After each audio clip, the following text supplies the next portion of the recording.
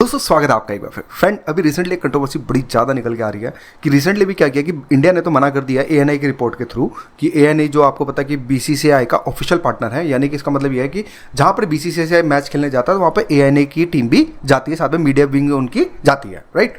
तो अभी उन्होंने भारत ने मना कर दिया, लेकिन पाकिस्तान के कुछ यूट्यूबर्स हैं, कुछ मीडिया कर्मी चिल्ला चिल्ला के कह रहे हैं कि पाकिस्तान के अंदर भारत जरूर आएगा, ये आएगा, फलाना आएगा, ढिकड़ा आएगा। ऐसा मैं कह रहा हूँ, कुछ नहीं होगा, सबके सब दांत पीसते रह जाएंगे, कुछ नहीं होगा।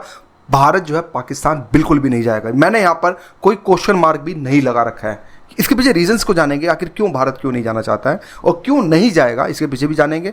इम्पैक्ट क्या होगा इस चीज़ को भी समझेंगे और हमें एक होलिस्टिक व्यू को इस इवेंट को जो हम समझने की जो कोशिश करेंगे। रिजल्ट रिपोर्ट की बात करें तो ये इस तरह की कुछ रिपोर्ट्स निकल के आ रही है कि BCCI rejected Lahore for the India Pakistan match, कि पीसीबी की तरफ से निकल के आ रहा था कि हम इंडिया के सारे मैच लाहौर एक ही जगह एक ही वेन्यू में कंडक्ट कराएंगे ताकि सिक्योरिटी इश्यूज़ ना हो, उन पर आतंकवादी हमला ना हो, कोई AK-47 निकाल के कोई मारने ना लग जाए। तो इसके कारण बहुत सारे वगैरह वगैरह चीज़ें जो निकल के आ रही थी, लेकिन इंडिया का स्टैंड यहाँ पे एएनआई रिपोर्ट के द्वारा निकल के आ चुका है कि इंडिया पाकिस्तान बिल्कुल भी नहीं जाएगा। आखिर क्यों हम एज ए अगर बीसी से बात करें, क्यों रिकॉग्नाइज नहीं करना चाहता है कि वो पाकिस्तान में खेलने के? इसके पीछे पाकिस्तान भी इवेंट्स दे रहा है अपने कि देखो ऑस्ट्रेलिया आ चुका है, न्यूजीलैंड आ चुका है, इंग्लैंड आ चुका है, तो भारत को क्या प्रॉब्लम है? तो इस तरह की जो आप समझ सकते हैं मैं किसकी डबिंग करने की कोशिश कर रहा हूँ। तो ये एक रीजंस को समझेंगे कि क्या रीजन। पहले हम समझेंगे कि बीसीसीआई वर्सेस पाकिस्तान, मतलब बीसीसीआई वर्सेस पीसीबी को समझेंगे, आईसीसी इवेंट्स को पहले समझेंगे, फिर उसके बाद हम आगे कंक्लूजन पे निकलेंगे। आईसीसी में एक चीज़ कॉमन है, ध्यान रखिएगा। भारत का जो ड्राफ्ट जाता है फाइनल अप्रूवल के लिए, ICC is not a UN body. पहली बात, आईसीसी में भारत के ड्राफ्ट में लिखा हो गया है कि सारी की सारी permissions with due respect of central government के थ्रू ही होंगी। जब तक गवर्नमेंट अगर परमिशन नहीं देगी तो हम वो इवेंट नहीं करा सकते हैं। इस चीज़ का क्लैरिफाइड डॉक्यूमेंट के अंदर मेंशन है, इस चीज़ को आप याद रखिएगा। तो हो क्या रहा है अभी, अगर इवेंट्स को देखें थोड़ा सा, अगर मैं बात करूं, अगर इवेंट्स की अगर मैं बात करूं तो हमें ये देखने को मिलता है कि बीसीसीआई की देखिए ऑफिशियल ये एक इकोनॉमिक टाइम्स की रिपोर्ट के थ्रू अगर मैं बात करूं तो यहाँ पे ये देखने को मिलता है कि 2017-18 में देखो इतने पैसे अर्न हुए। मैं बस मोटा मोटा समझाने की कोशिश कर रहा हूं कि 2021-22 का डेटा देखें तो कुछ बीसीसीआई ने 7,606 करोड़ रुपए मतलब कि कमाए थे इसमें, जिसमें से खर्चे भी हुए थे 3,000 करोड़ के आसपास। तो मोटा मोटा नेट प्रॉफिट अगर बात करें 3,000 करोड़ के या 2,000 करोड़ के आसपास, क्योंकि आफ्टर द टैक्स डिडक्शन भी गवर्नमेंट को भी 1100 करोड़ से मतलब 1200 करोड़ के आसपास जो है टैक्स मतलब कि बीसीसीआई जो है देती है, राइट। और अगर हम यहाँ पे देखें थोड़ा, अगर इस पिक्चर को आगे देखें तो यहाँ पे पिक्चर बिल्कुल क्लियर हो जाती है कि अगर हम अदर बोर्ड्स को बीसीसीआई को कंपेयर करें तो यहाँ पर कोई भी किसी के आगे नहीं। बीसीसीआई की अगर प्रोजेक्शन वैल्यू की बात करें तो $2.25 बिलियन हैं। ध्यान रखिए, $1 बिलियन के अंदर आप समझ रहे हैं 85 रुपए का डॉलर अभी के आसपास चल रहा है। तो आप इस समझिए कि 1 बिलियन यहाँ पे $2.25 बिलियन यानी कि कम से कम 15,000 करोड़ की एक तरह से अगर बात करें तो बोर्ड हमारा जो है कुल मिलाकर बन चुका है। और इसमें अगर देखें तो ये कुल मिला के इसके आसपास भी नहीं है। आसपास आप समझ रहे हैं, बिल्कुल आसपास बिल्कुल भी नहीं है। एक तो ये बात होगी कि हमारा जो बोर्ड है वो कहीं ना कहीं काफ़ी ज़्यादा सुप्रीम है, तो जिसके कारण एक तो ये भी बात है कि भाई डंडा जिसका सुप्रीम होगा, जो पैसे दे रहा है, जो सब कुछ कर रहा है, तो उसका भी कहीं ना कहीं हक बनता है कि भाई मेरे अकॉर्डिंग भी चीज़ें होनी चाहिए, क्योंकि मैं स्पॉन्सर लेके आ रहा हूँ, मैं सारी चीज़ें जो है मैं लेके आ रहा हूँ।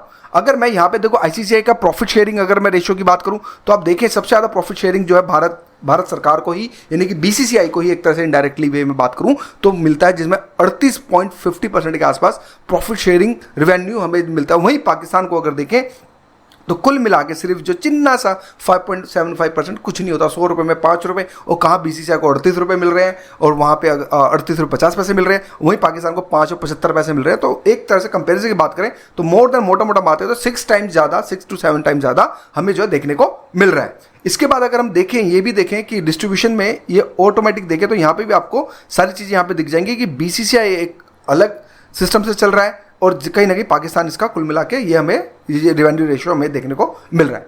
अब क्वेश्चन ये है कि भारत जो है पाकिस्तान क्यों नहीं जाएगा, उसको हम देखेंगे, लेकिन इससे पहले हम ये समझेंगे कि एस्टिमेट अर्निंग क्या हो सकती है अगर आईसीसीआई इवेंट कराता है पाकिस्तान के अंदर। तो आखिर क्यों ये मीडिया वाले इतना भोमो कुत्ते की तरह भोमो कर रहे हैं, क्यों इतना चिल्ला रहे हैं? क्योंकि इसके पीछे रीजन है फॉरेन रिजर्व्स का। आपको पता है कि पाकिस्तान के पास फॉरेन रिजर्व इस समय बहुत कम है, बहुत लिमिटेड है, 10 to 15 बिलियन डॉलर्स के आसपास इनके पास रिजर्व है। अगर ये होता है तो कहीं ना कहीं इनके फॉरेन डॉलर्स इनके पास आएंगे, इवेंट होगा, रिकॉग्नाइजेशन मिलेगा कि हम टेररिस्ट कंट्री नहीं हैं, हम क्रिकेट भी कराते हैं, तो ये वगैरह वगैरह वगैरह, ये एक्सपेक्टेड रेवेन्यू है। मैं यहाँ पे मान के चल रहा हूँ कि कहीं ना कहीं पाकिस्तान को इनडायरेक्टली डायरेक्टली, क्योंकि अगर इवेंट होता है तो पूरे देश के लोग आएंगे, फ्लाइट टिकट्स, होटल्स, खाना पीना, सारी चीज़ें, events, sponsor deal, merchandiser, broadcasting rights के रेवेन्यू शेयरिंग, टिकट सेलिंग, इसको चीज़ों को ध्यान में अगर देखें तो कुल मिला के मोटा मोटा अगर बात करें तो $1 बिलियन के आसपास कहीं ना कहीं पाकिस्तान को फायदा होगा। $1 बिलियन। अब पाकिस्तान में बहुत ज़्यादा ये अमाउंट हो जाता है कि इंडिया का $1 वहाँ पर $3 के बराबर है अप्रॉक्सीमेटली। तो ये एक तो ये रीज़न है कि पाकिस्तान के अंदर पैसा आएगा, कहीं ना कहीं लोगों को रोजगार मिलेगा। एक तो ये भी एक रीज़न हो सकता है जिस वजह से पाकिस्तानी जो मीडिया चली चीख चीख के उनकी चीखें निकल रही हैं, जब से भारत ने जो बिल्कुल मना किया, बिल्कुल चीख रहे हैं कि भाई क्यों हम ला के रहेंगे, मौलाना साहब भी ला के रहेगा, ये सब चीज़ें, पर ऐसा कुछ नहीं हुआ। तो ये एक रीज़न पोटेंशियल अर्निंग की मैंने, ये भी एक एक्सपेक्टेड, मतलब ये रफ फिगर है, अलग अलग वेबसाइट अलग अलग कोटेशन डाल रही हैं, मतलब अलग अलग बता रही हैं, मैंने मोटा मोटा वेबसाइट्स को डाल के मैंने आपको यहाँ पे दिखाने की जो कोशिश करी है। अब आते हैं कि भारत क्यों नहीं जाएगा। मैं स्टैंड लेके बात कर रहा हूँ, भारत नहीं जाएगा कितना भी कर ले। इसके पीछे रीजन है पॉलिटिकल टेंशंस, टेररिस्ट अटैक तो है ही, जैसे कि अभी 2008 में हुआ, आपने देखा मुंबई हमला। अब रिसेंटली JNK में देख रहे हैं हमारे जवान शहीद हो रहे हैं, तो एक तरफ जवान शहीद हो रहे हैं, एक तरफ तुम क्रिकेट खेल रहे हो, ये भी एक कंसर्न है। दूसरा सिक्योरिटी कंसर्न तो है, जिस तरह से 2009 में अटैक हुआ था श्रीलंकन प्लेयर्स पे, आपने देखा, वो तो शुक्रमन के श्रीलंका के इंडियन होते तो कितनी बड़ी कंट्रोवर्सी बनती। तो एक तो ये भी एक रीज़न है। दूसरा, इंडिया नहीं चाहता कि पाकिस्तान को रिकॉग्नाइज करना एज ए क्रिकेट स्टेट या फिर as a state of welfare. इस चीज़ को समझना, इस वर्ड को समझना कि इंडिया बिल्कुल भी नहीं चाहता पाकिस्तान को बिल्कुल अलग थला, ऐसे अगर बात करें IR डेफिनेशन, इंटरनेशनल रिलेशनशिप की डेफिनेशन में देखें तो इंडिया चाहता है कि मैं पाकिस्तान की कमर और ज़्यादा तोड़ दूँ, ताकि इनके अंदर ऑटोमेटिक सिविल वॉर की सिचुएशन बना दूं। और बनाना भी चाहिए, क्यों, इन्होंने हमारे पे बहुत ज़्यादा हमारे जवानों को जो शहीद किया है, तो इस वजह से इंडिया का हक भी बनता है। और इकोनॉमिक फैक्टर तो है ही है, जो मैंने अभी डिस्कस किया कि इससे इनको रेवेन्यू जनरेट होगा, चीज़ें आएंगी, ये सब चीज़ें हैं।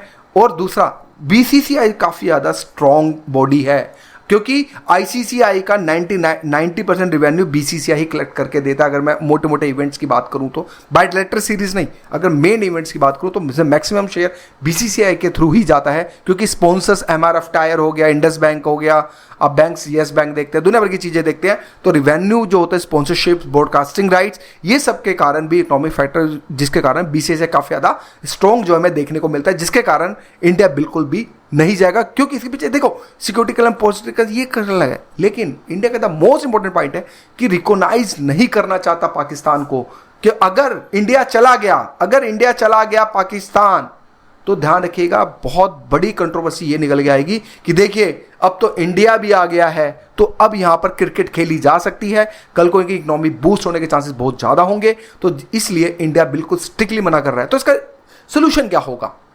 तो इंडिया बिल्कुल नहीं जाएगा। सोल्यूशन ये होगा, मैं आपको लिख के दे देता हूं कि या तो श्रीलंका के अंदर मैचेस होंगे, या दुबई या फिर शारजा जो UAE जो यूनाइटेड अरब एमिरेट्स होंगे, या फिर ओमान भी हो सकता है। ये यहाँ पर न्यूट्रल वेन्यू पे ही जो अगर बात करें तो चीज़ें यहाँ पर कुल मिलाकर अगर बात करें तो होंगी, इसके अलावा इनके पास कोई ऑप्शन नहीं है।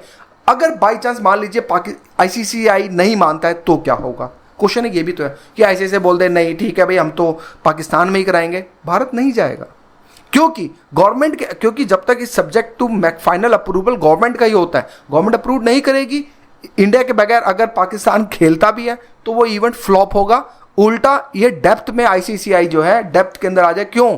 क्योंकि उनको स्पॉन्सर्स नहीं मिलेंगे, ब्रॉडकास्टिंग राइट्स नहीं मिलेंगे, और कोई मिलेंगे भी तो इतना पैसा नहीं देंगे। कोई 1 मिलियन देगा, 2 मिलियन से क्या होता है भाई? यहाँ पे इंडिया के अंदर 1,000 मिलियन लोग देने को, डॉलर्स में देने को तैयार हो जाते हैं।